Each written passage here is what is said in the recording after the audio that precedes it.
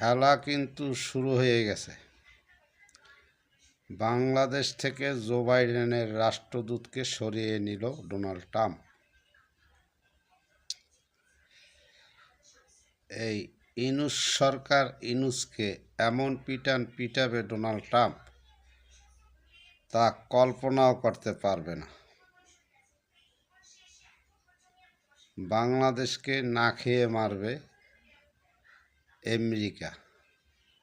একমাত্র এই ইনুস ষড়যন্ত্রকারী দেশ ধ্বংসের মাস্টার মাইন্ডের কারণে ডোনাল্ড ট্রাম্পের অ্যাকশন শুরু।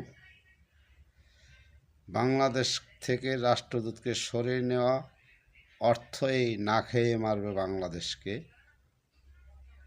আর বর্তমান অন্ধকালীন সরকার এদের প্রত্যেককে পিটিয়ে পুটকি লাল করে দেবে আমেরিকার ডোনাল্ড ট্রাম্প।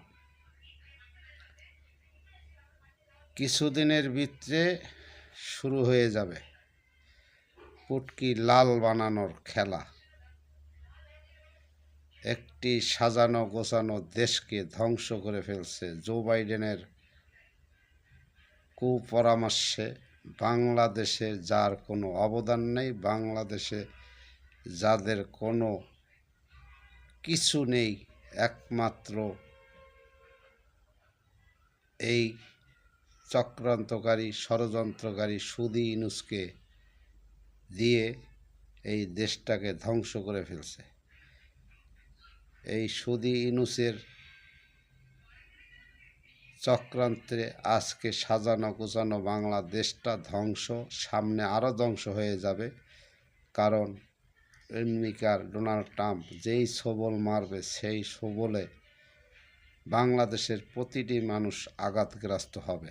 একমাত্র এই সুদখোর চক্রান্তকারী লোভী ইনুসের কারণে পুরো দেশটি ধ্বংস হয়ে গেছে, আরও ধ্বংস হয়ে যাবে সামনে। কারণ ডোনাল্ড ট্রাম্প এই মুহূর্তে জো বাইডেনের রাষ্ট্রদূতকে সরিয়ে নেওয়ার অর্থ হচ্ছে বাংলাদেশের প্রতি তার প্রচণ্ড ঘৃণা এবং বাংলাদেশের প্রতি তার প্রচণ্ড রাগ। সেই রাগ মিটাতে গেলে এই জনগণের উপরও সেই আঘাত আসবে। আমাদের কপালে আরও ভয়ঙ্কর পরিস্থিতি অপেক্ষা করছে। এই উচ্ছৃঙ্খল, অসভ্য, মূর্খ জাতি, ধর্মান্ধ জাতি, এদের কারণে সারা পৃথিবীতে আজকে বাংলাদেশ একটি কলঙ্কিত দেশে পরিণত হয়েছে। সামনে ভয়াবহতার ছোবল থেকে সবাইকে কষ্ট পেতে হবে। অপেক্ষা করেন, দেখেন বাংলাদেশের পরিস্থিতি ভয়ঙ্কর অবস্থায় রূপ নেবে। লাপালাপি, উচ্ছৃঙ্খলতা, মূর্খতা, জ্ঞানহীন এই দেশের কিছু মানুষের কারণে আজকের এই পরিস্থিতি। সামনে আরও ভয়ঙ্কর দিন আসতেছে, অপেক্ষা করুন, দেখতে থাকুন। এই বাংলাদেশ, এই অসভ্য জাতি বেঁচে না থাকাই ভালো। এদেরকে এমনভাবে না খেয়ে মারতে হবে যাতে এদের পুটকি পর্যন্ত লাল হয়ে যায়।